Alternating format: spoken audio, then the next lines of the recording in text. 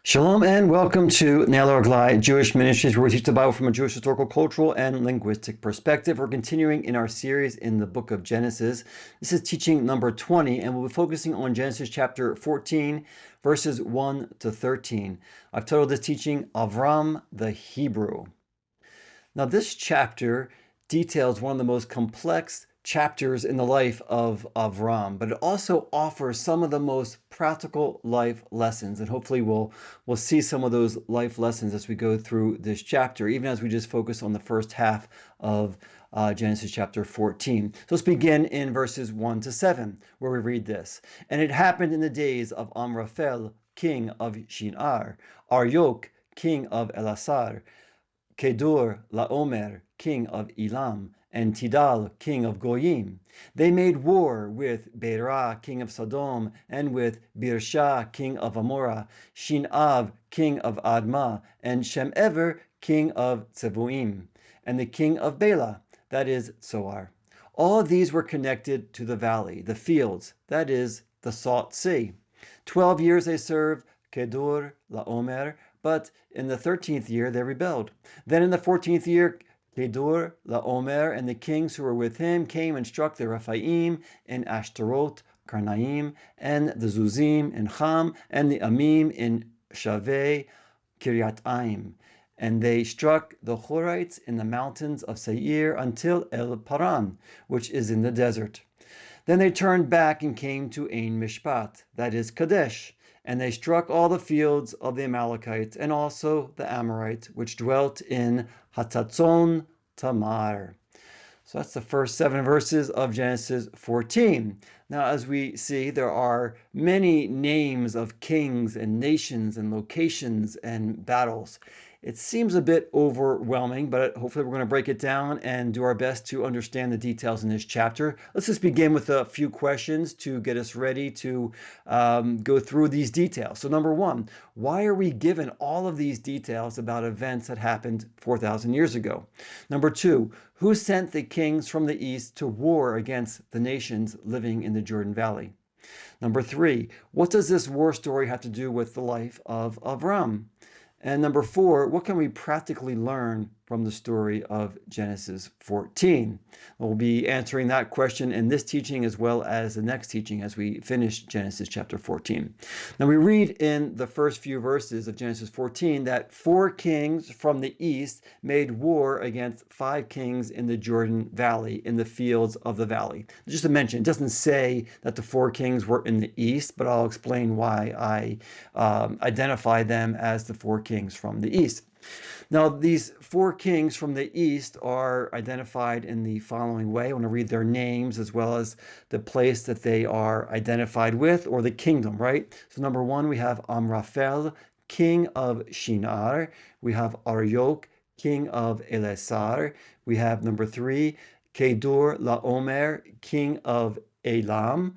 And just to mention, this name is Kedar Laomer, but we pronounce it Kedur Laomer, and it could be a Babylonian name, meaning servant of Laomer, or it could be a Phoenician or Semitic name, closer to Hebrew, meaning like the generation of the sheaf of grain, right? This bundle of grain. And then number 4, we have Tidal, king of Goyim. And just to mention that outside of Genesis 14, we don't read about these kings anywhere else. So it's a little bit difficult to identify them exactly. But I just want to focus a little bit more on the names of the kingdoms or the locations where they're from. So these are the 4 kings from the east, right? So we have the area of Shinar, which we know is the area of southern Mesopotamia, which is associated with Babylon, which is in current-day Iraq, right? We see both Babylon and Shinar several times in the Bible. By the way, Ur of the Chaldees is in this area of Shinar, right? So this is where Abraham or Avram is originally from. Number 2, we have Elam, which is located in the mountains just east of Shinar, right? Just east of Babylon. And this is current-day Persia, or I should say ancient Persia and current-day Iran. Number 3, we have Elasar. We don't know where this area is, where this kingdom was. And number 4, we have Goyim. Again, we don't know where Goyim was. But just to mention, this word goyim is simply the plural form of the word goy, which means nation. So it simply means nations, which is very interesting. But again, we don't know exactly where this king was associated with this place of goyim. So again, I mentioned that the four kings are from the east, and that's because the two locations that we know about these four kings are both in the east, in this area, as you see on the screen, Shinar, which is that southern Mesopotamia area, where you see Babylon and Sumer. And then you have Elam as well to the east there, which is, it mentioned the Elamite kingdom, right? Susa as the capital, and that's in current-day Iran, which is the ancient Persian kingdom as well. So the kings are from this area, so that's why I call them the kings of the east. And then on the other side, on the left side of the screen, on the west, you have the five kings who are in the Jordan Valley, right, where the green arrow is there on your left, and you have them all around the Dead Sea today, right? So that's where we see the location of the four kings from the east and the five kings in the Jordan Valley.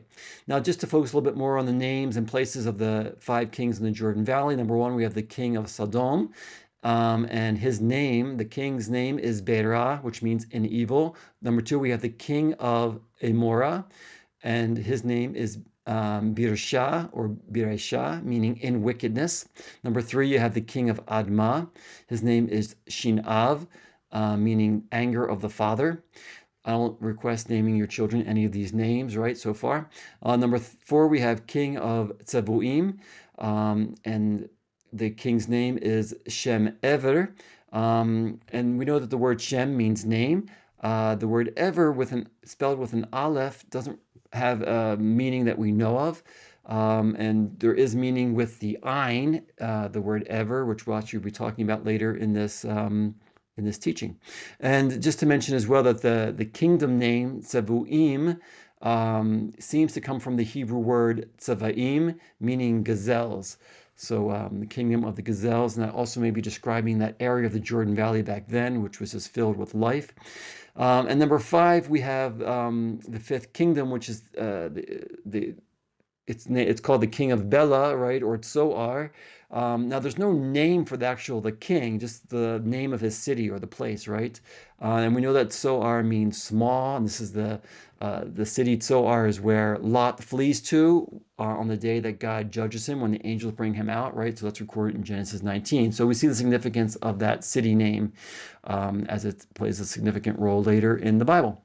Now, in verse 3 of Genesis 14, we read how the five kings were all connected by the Jordan Valley, right? This fertile valley. As we read in verse 3, all of these were connected to the valley, the fields, that is the Salt Sea. Again, here's the Bible giving a description of a place with various, I say, descriptions or names going through time. At that time, it was not called the Salt Sea. It was probably a freshwater area. It was all very fertile.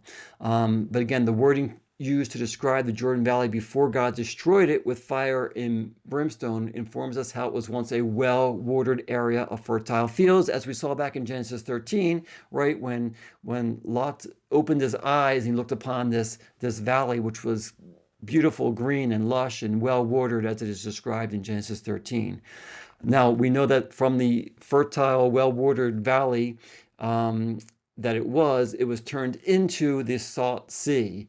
And that's what we know it today. It's called the Dead Sea or the Salt Sea because nothing grows there, right? But that's why the Bible gives us these different names, because by the time we're reading it, at the time it was written, even by Moses, whatever, it's already known as the Dead Sea or the Salt Sea. And that's why we have these different identifiers, right? The valley, the fields, that is the Salt Sea. Okay, now Sodom and Amorah stand out as prominent cities in the valley, 2 out of those 5 cities, right?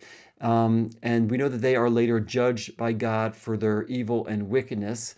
And we also have these names of the kings of Sodom and Amorah, right? The king of Sodom is Beera, in evil, and the king of Amorah, Birsha, in wickedness. And they're literally describing these the morality, the decadence of these two kingdoms.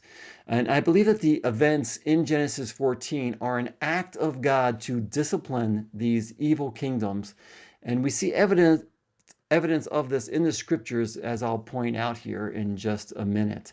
But I think it's just important to see the details that God gives us about the kingdoms, about even these names of these kings, these two prominent kings, Bera and Birsha. And again, I believe that there's clear evidence here that God was judging them and giving them an opportunity actually to repent. So we'll see that more. But just to point out here as well, the context for the battles that we read about in these verses.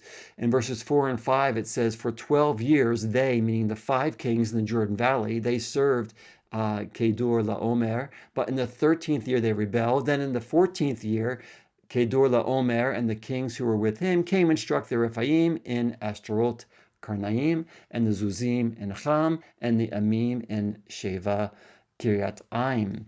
So it's interesting how we read about how the 5 kings rebelled against the 4 kings, but actually the 4 kings attack some other peoples first, and I'll mention, I'll speak on that more in a minute.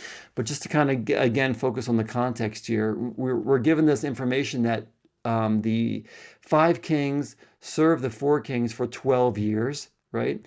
But in the 13th year, the 5 kings rebelled. They stopped serving them. They stopped paying them tribute, right? And in the 14th year, Kedor Laomer, king of Elam in the east, led the other 3 kings from the east to the area of the southeastern side of the Jordan Valley. So this is the context, right? And by the way, in this picture here on the right, I just labeled it here with the 4 kings because we know 2 of the kings are from that area, right? Shinar and Elam. And we don't know where the other 2 kings are. In the picture, it mentions Elasar and Goyim in the north there, but there's no real evidence for that. The person who made this image put that on there. Again, the 5 kings over there in the Jordan Valley on the left. Now, although we read about the 4 kings attacking the 5 kings, the kings of the east first struck the following peoples, right? It mentions the Rephaim, the Zuzim, Emim, and the Horites. Now, who were all these peoples? We actually talked about this earlier in Genesis chapter 6 when I first taught on the Nephilim. And we read there about the Zuzim and the Emim and how they're related to the Nephilim, right, together with the Rephaim. And these are all considered giants in the land. They were considered evil people. I have a full teaching on that you can go back and look at. But I just want to keep kind of a brief summary of it here, just to kind of connect it to what we're seeing in Genesis 14. So the connection of these various peoples to the Nephilim and the territory where they lived is described for us later in the Torah in Deuteronomy chapter 2. And I just want to recount this, these verses here in Deuteronomy chapter 2, where Moses speaks of the journeys of the Israelites, right? So I'm just going to read a few verses here from Deuteronomy 2, verses 8 to 11, and we'll connect it back to Genesis 14. And we read this. Moses says, so we passed beyond our brothers, the sons of Esau, who lived in Seir, away from the Arabah road, away from Elat, and from Etzion Geber. And we turned and passed through by the way of the wilderness of Moab. Then the Lord said to me, do not harass Moab, nor provoke them to war, for I will not give you any of their land as a possession, because I have given Ar to the sons of Lot as a possession. The Amim lived there formerly, a people as great, numerous, and tall as the Anakim. Like the Anakim, they are also regarded as Rephaim, but the Moabites called them Amim.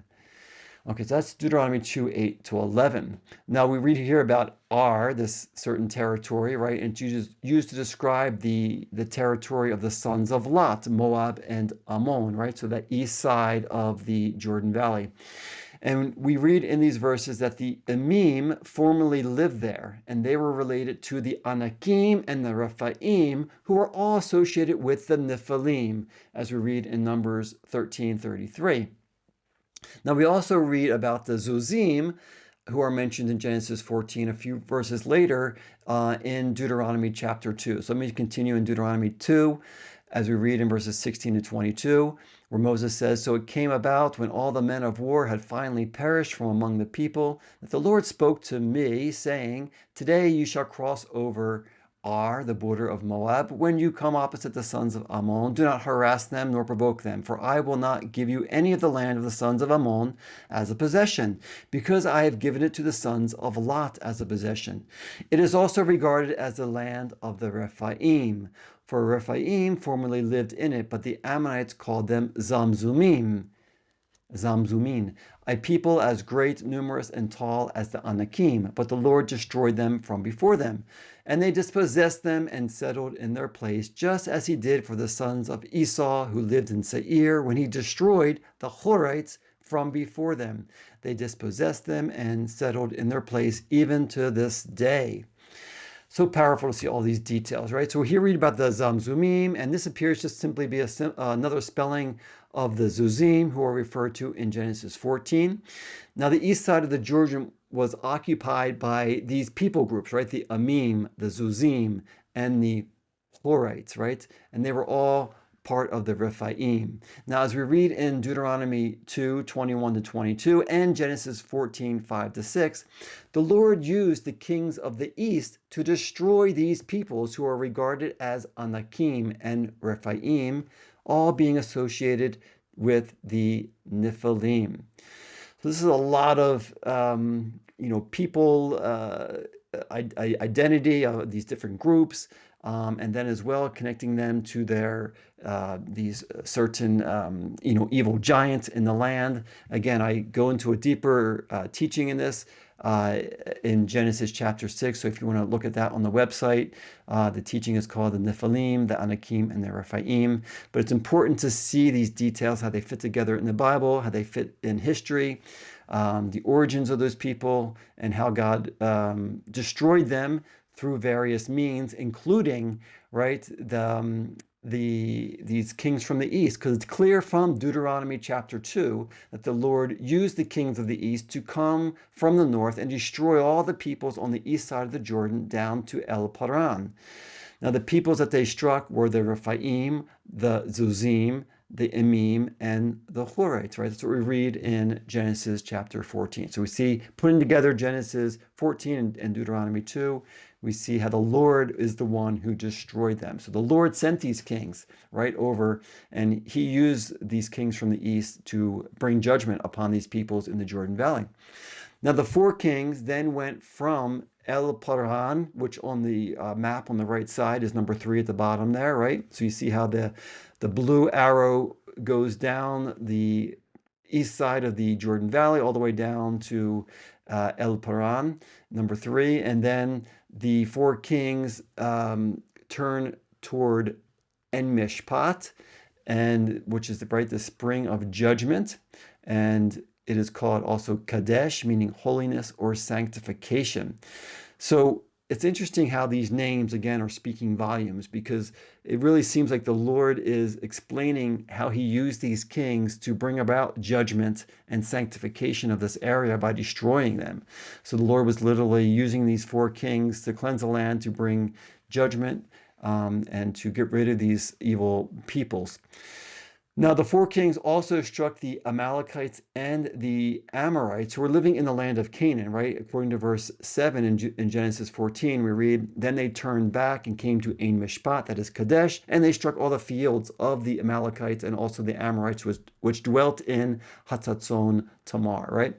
So the four kings struck the fields of the Amalekites and the Amorites. Now, the name for the Amorites in Hebrew is Ha'amori, right? And it's spelled with an aleph. And I'm pointing this out because the name of the city of Amorah, right, or Gomorrah, is spelled with an ayin. Now, you actually pronounce this very similarly today in modern Hebrew, at least.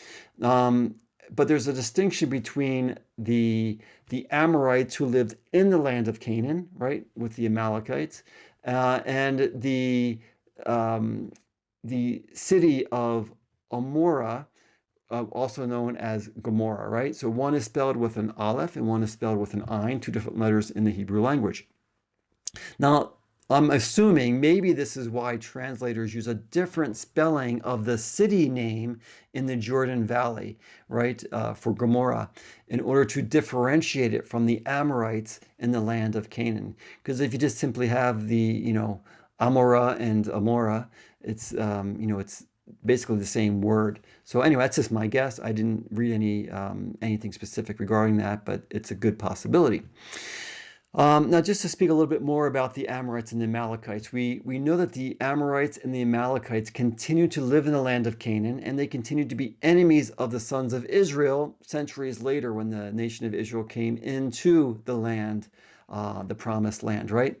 Now, as a result of the way in which the Amalekites attacked Israel when they first came out of Egypt, as recorded in Exodus 17, we read a certain declaration that was proclaimed against the Amalekites, right? So again, I'm just kind of tying together scripture here. So now I'm going from, Genesis 14 to, almost 500 years later in Exodus 17, right? When the nation of Israel comes out of Egypt, they go into the land, and one of the first things they experience is war with the Amalekites. The Amalekites attacked them. I'm not going to read that whole scenario, but the result of that is the following. We read in Exodus 17, 14 to 16, and the Lord said to Moses, "Write this in a book as a memorial and recite it to Joshua, that I will utterly blot out the memory of Amalek from under heaven." Moses built an altar and named it, "The Lord is my banner." And he said, "The Lord has sworn, the Lord will have war against Amalek from generation to generation." It's such a powerful kind of twofold promise and prophecy regarding Amalek and the Amalekites that continues. It continues in history and even up to today. And I want to explain that a little bit more because it's important to see this foundation in Genesis 14, how it continues here in Exodus 17, and also beyond. So the events and declaration that we read in Exodus 17 when Amalek attacked Israel occurred about 500 years after the events in Genesis 14. Then in another 400 years after the days of Moses, right, from Exodus 17, right? We read how the Lord sent the prophet Samuel to command King Saul to utterly destroy the Amalekites together with their possessions. That's in 1 Samuel 15, right? So that's almost 1,000 years from Abraham. And then at that time, though, King Saul disobeyed the command of the Lord to destroy the Amalekites. And this is a famous story. You can read about it in 1 Samuel 15. And King Saul let Agag, king of Amalek, live, along with all these, the prize sheep and goats. Remember, Samuel said he heard the bleating of the sheep, right? And he said, "What is this?" Now we know that the Lord rejected King Saul from being king of Israel at that time because he did not obey the command of the Lord. Now, moving on from King Saul, approximately 600 years later, we have Haman, who rose up to destroy the Jews in all the kingdom of Persia, right? The 127 provinces that are described for us in the book of Esther, from Ethiopia, Kush, all the way over to India, right? And we know that Haman was prominent in the Persian kingdom under King Ahasuerus when Esther was queen. Haman was from the descendants of Agag the Amalekite, as we read in Esther 3:1, and he convinced King Ahasuerus to issue a decree in order to destroy all the Jews in his kingdom at that time. Now, thankfully, God used Queen Esther and Mordecai to save the Jewish people. And we know that Haman the Agagite was hanged on the gallows that he himself had built for Mordecai, right? So it's an amazing story in the book of Esther. But again, it's important to understand the roots, the history of Haman as a Agagi, right? An Agagite, someone from the people of Amalek. Now, the Persian kingdom continues through the Islamic Republic of Iran, and the current leadership of Iran seeks to destroy Israel and the Jewish people. This is nothing hidden. They openly testify to it. Recording this in February of 2024, and just in the past, I'm recording this in February of 2025. But in the past year, especially in 2024, we see how twice Iran tried to destroy Israel by sending hundreds of drones and rockets and missiles from Iran, right? They are openly trying to destroy Israel until this day. So again, it's helpful to know the history of peoples and nations going all the way back to the Bible. And just to review quickly again, we see how Amalek was in the land of Canaan in the days of Avram, as we read in Genesis 14. Amalek attacked the nation of Israel after they first came out of Egypt in Exodus 17. And we see how the evil spirit of Amalek that sought to destroy Israel in the days of Moses continued in the earth from generation to generation, from King Agag in the days of King Saul, as we see in 1 Samuel 15, to Haman the Agagite in the Persian kingdom, as we read about in the book of Esther, to the Islamic Republic of Iran today, which we are witnessing and can testify to. Again, it's valuable to see the foundations of nations and how they continue throughout history in the Bible and up to today. So that gives us a brief overview of this people called the Amalekites. Now, returning to Genesis 14, we read how the kings of the east continued to wage war in the Jordan Valley, right? So they left Ein Mishpat and they came back to the Jordan Valley, and here it's called Kikar of the Jordan, Kikar HaYarden, right? The circle or the valley of the Jordan. So let's continue in Genesis 14, 8 to 12. We read this. Then the king of Sodom, and the king of Amorah, and the king of Admah, and the king of Tzevuim, and the king of Bela, which is Zoar, came out and prepared for war against them in the valley of the fields, against Kedor Laomer, king of Elam, and Tidal, king of Goyim, and Amraphel, king of Shinar, and Aryok, king of Elasar. 4 kings against the 5.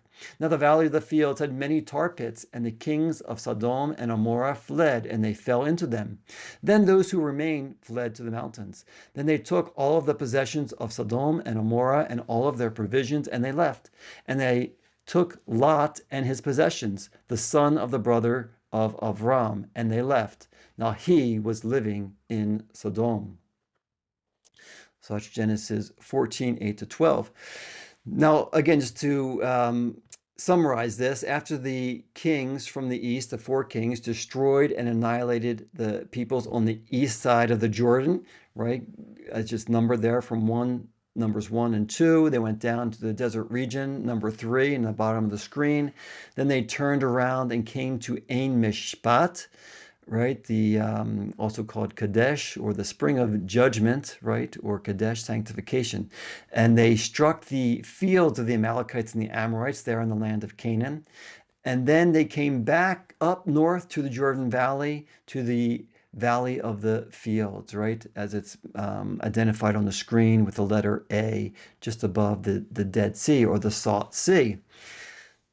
Now, why did the kings of the Valley of the Fields prepare for battle against the 4 kings of the East? How did they actually know that there would be war, right? So the 4 kings had already come through the Jordan Valley. Did they have lookouts that identified that the 4 kings were coming back? How did they know that there would be war against them? But since we know that the 5 kings of the Jordan Valley stopped paying tribute to the 4 kings of the East, right? They rebelled against the 4 kings. They expected it. They knew that they were next on the hit list of the kings of the East. That's my assumption anyway. Now, the kings of the East proved to be excellent warriors since they conquered every city and people that they came across. The 5 kings of the fields were not warriors. We read clearly in verse 10, now the valley of the fields had many tar pits, and the kings of Sodom and Amorah fled and fell into them. Then those who remained fled to the mountains. All the peoples of the 5 kings of the Jordan Valley fled. That's what we read in verse 14. The kings of the Jordan Valley and their men fled from the kings of the east. The 2 kings fell into the tar pits, and the rest fled to the mountains. Now the kings of the east conquered the valley of the Jordan and did with it as they pleased. Again, as we read in verses 11 and 12, then they took all the possessions of Sodom and Amorah and all of their provisions, and they left. And they took Lot and his possessions, the son of the brother of Avram, and they left. Now he was living in Sodom. The kings of the east took the possessions and provisions, right, the food supply from Sodom and Gomorrah, together with Lot and his possessions. And just to point out, I think it mentions the food supply there because this was a rich, fertile valley, which was well watered. And it probably just produced abundant grain and fruit and all of the product of the ground, right? So they probably had a good food supply there. And the kings from the east took it because the five kings rebelled against them and stopped paying tribute. Now, the focus on Sodom and Gomorrah seems to indicate that they were the largest and most prominent of the five cities in that region. That's probably why they're mentioned so explicitly. We also read in verse 12 that Lot was living or dwelling in Sodom. When Lot separated himself from Avram, back in Genesis 13, he moved down into the Jordan Valley, and it says that he moved his tent close to Sodom. Remember, we talked about that in the moving of tents in Genesis 13. Now we read that Lot was living in Sodom, right? In the city itself. Lot had become part of the people of Sodom and was taken along, right? Was taken captive along with all the other people from Sodom when the kings of the east invaded the Jordan Valley. Now we then read in the next verse, in verse 13, how Avram heard about the battle in the Jordan Valley as well as his nephew being taken. And we read in Genesis 14:13, one who escaped came and told Avram the Hebrew. Now he lived in the oaks of Mamre, the Amorite, the brother of Eshcol, and the brother of Aner, for they were covenanted with Avram. Genesis 14:13. Now here we read this interesting title of Avram, right? He's called Avram the Hebrew. So what does it mean that Avram was a Hebrew? The original text in the Hebrew for Avram the Hebrew is Avram HaIvri. So it gets a little bit confusing here because we use the name of the language for the Israelites, Hebrew, right? But this is where it comes from. So it's important to understand the origin. And this is the first time that this phrase, Avram HaIvri, appears in the Torah. So what does it mean that Avram was a Hebrew? Now, there's a few different possibilities of what this phrase is communicating, and I think they're all important. So I want to just take a few minutes and explain them. So this phrase could mean that Avram was a descendant of Ever, the great grandson of Shem, as it's written in Genesis 10:24. Now, the sons of Ever are emphasized among the descendants of Shem, as we see in Genesis 10:21. Again, it's important to understand that lineage, as we talked about back in Genesis chapters 10 and 11, especially seeing how Avram, right, was that fulfillment of the blessing of Shem, right? Shem was the blessed son of Noah. But Ever, again, is one of the important persons who was born in that lineage of Shem, and Avram comes from Ever as well. Now, we know that Avram was a descendant of Ever through the line of Shem, through Genesis 11. However, beyond his physical ancestry, we also know that Avram distinguished himself by following the call of the Lord. So there is both a physical and spiritual meaning to the word ever in the Hebrew language. So as a noun, this word ever means beyond, the side of, or the other side of. Now the verb form of ever is avar, or the infinitive form is la'avor, right? And it means to cross over or to pass. So the word ever is used in both a physical and spiritual sense in the scriptures. And I want to explain this a little bit more using the clearest, I think, explanation of this, which is found in Joshua chapter 24. I'm going to read a few different verses from here. We're going to begin in Joshua 24, verses 1 to 3. Again, we want to see the connection of the physical and spiritual meaning of the word ever. So we read this in Joshua 24, 1 to 3. Then Joshua gathered all the tribes of Israel to Shechem and called for the elders of Israel and for their heads and their judges and their officers, and they presented themselves before God. Joshua said to all the people, "Thus says the Lord, the God of Israel, from ancient times your fathers lived beyond the river, namely Terach, the father of Abraham and the father of Nahor, and they served other gods. Then I took your father Abraham from beyond the river and led him through all the land of Canaan and multiplied his descendants and gave him Isaac. Again, it's Joshua 24, 1-3.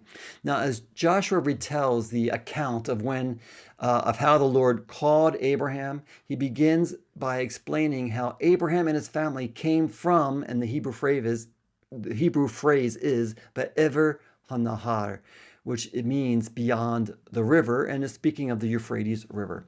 So this is both a physical and spiritual meaning.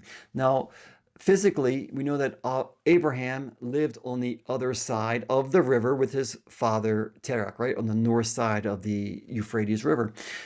Abraham had to cross the river to leave his father's house and go to the land of Canaan.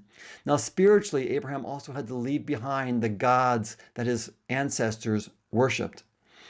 The phrase to cross the river has both a physical and spiritual meaning in the life of Abraham and for the Israelites. And I want to point that out in a minute. We see evidence of this dual meaning as Joshua continued in his discourse regarding how Israel entered the land of Canaan.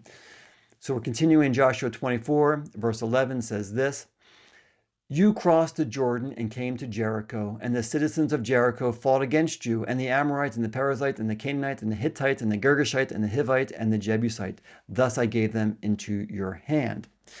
So here we read how the Israelites crossed the Jordan, right? And the verb for crossed here is ta'avru. Now the verb ta'avru is the same root word for ever, right? Or the verb la'avor, to cross over. Now just as Abraham had to cross the river to follow the Lord and enter into the promised land, right? He crossed the Euphrates River coming from the north, right? We also know that the Israelites had to cross the Jordan River and in order to enter into the promised land at the command of the Lord. Now, towards the end of Joshua's speech to the Israelites, we see a clear connection of the physical and spiritual meanings of the word ever. So I'm going to read these final two verses here that we're focusing on in Joshua 24, verses 14 and 15.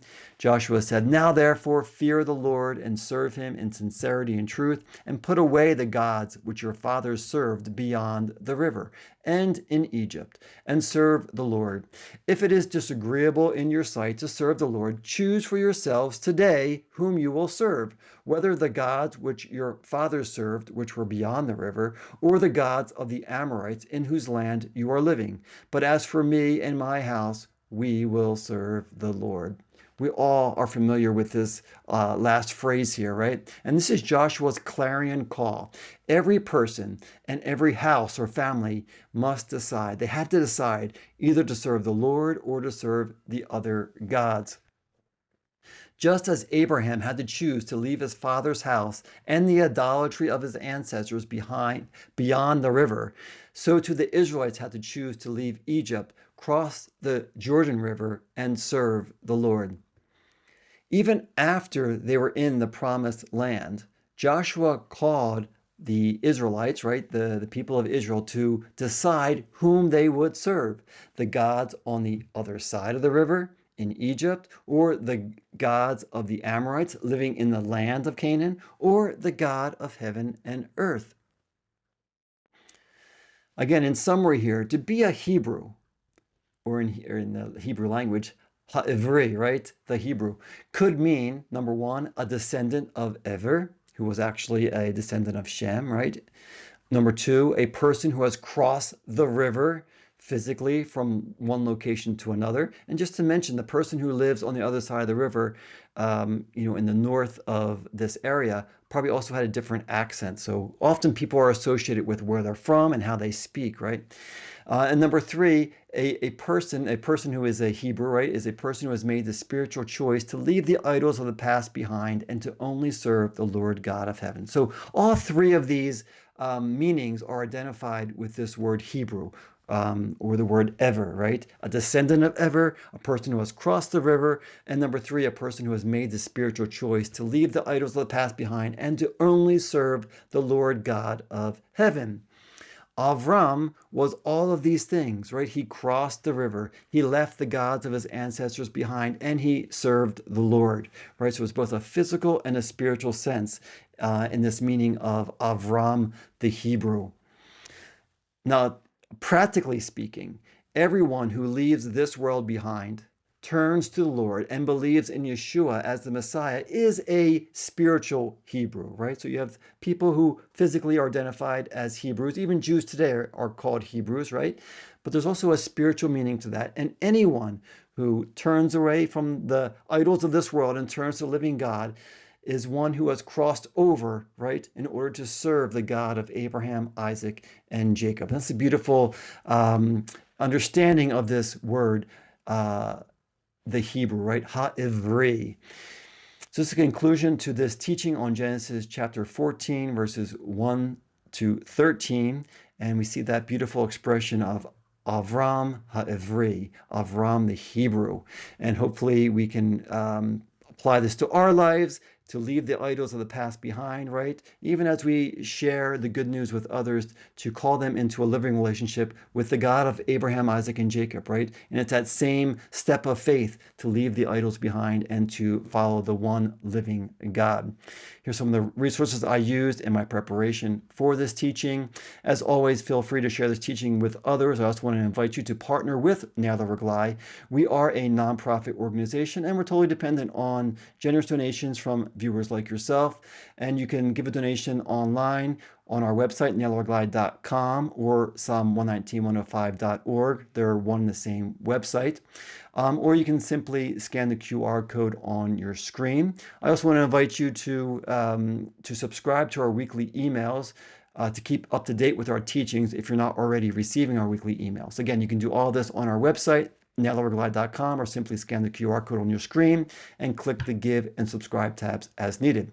Thank you so much. God bless you, and see you again next time.